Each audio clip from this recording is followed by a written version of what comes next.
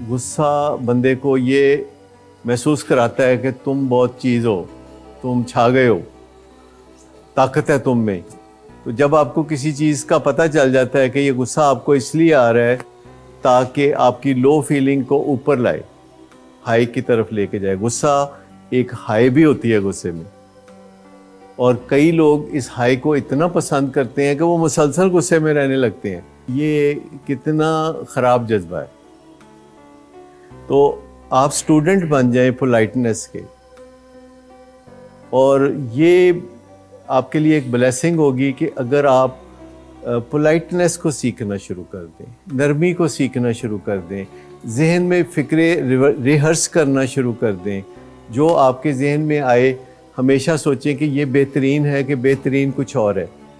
अपने जहन में कंटिन्यूसली सोचते रहा करें कि ये जो मैं अभी सोच रहा हूँ ये बेहतरीन है या बेहतरीन इसके अलावा कुछ और है। सोचने की ज़रूरत है ना। जब आप सोचने लगते हैं उस टाइम सोच तो नहीं आएगी ना, क्योंकि गुस्से में है, गुस्से में मत मारी जाती है ना। आप लोगों को कभी कहते सुनते हैं कि यार बुरा ना महसूस करना, मैंने तुम्हें ये बात कही, उस वक्त मैं गुस्से में था। तो जैसे गुस्से में इंसान की अक्ल काम नहीं करती तो थोड़ा पीछे हट जाए, थोड़ा टाइम आउट ले ले और अकेले में चला जाए। ये भी है गुस्से का एक हाल। डेल कार्नेगी इसको कहता है कि दिन रोक कमरे में रहें। दिन रोक, इसका क्या मतलब है? यानी live in the day stopper rooms, अकेला। यानी जब आपको गुस्सा है या इस तरह की कोई शदीद किस्म का जज्बा है तो डे स्टॉपर रूम ज़रूरी नहीं कि कमरा हो। Day stopper room Lawrence garden भी हो सकता है आपका, जहां आपका कोई वाकफ़ नहीं है, आप चले गए हैं, वॉक कर रहे हैं, लोगों से ज़रा दूर चले गए हैं, किसी बेंच पे बैठ गए हैं और सोच रहे हैं। तो ये डे स्टॉपर रूम है। और नशे से बहाली पाने वालों को बहुत दफ़ा डे स्टॉपर रूम में जाने की ज़रूरत होती है, यानी दिन रोक कमरों में जाने की ज़रूरत होती है। नुकसान तो कोई नहीं, फ़ायदे ही फ़ायदे हैं, क्योंकि आपका ताज़ा फड्डा नहीं होगा। अगर आप 3 दिन गुस्से में हैं और किसी ऐसी जगह पे हैं कि उसमें आपने 4 लड़ाइयाँ नहीं ली, क्योंकि ये ऐन मुमकिन है कि आप गुस्से में हो तो जो सामने आए आप उससे लड़ाई ले लें, है ना मुमकिन।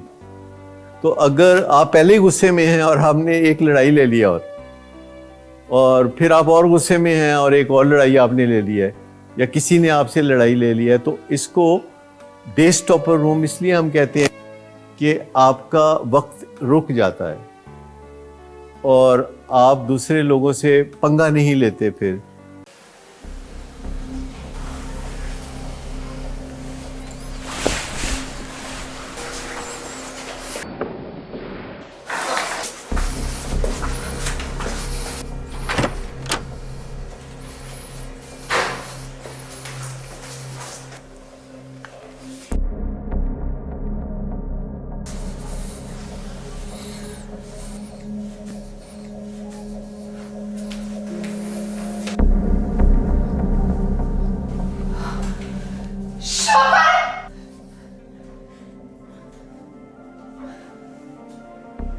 शराब नोशी की वजह किरदार की खराबी नहीं, मूड की खराबी है। शराब नोशी कभी भी नशे की बीमारी में बदल सकती है।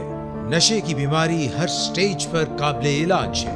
मदद हासिल कीजिए, क्योंकि वो ऐसा नहीं करेगा।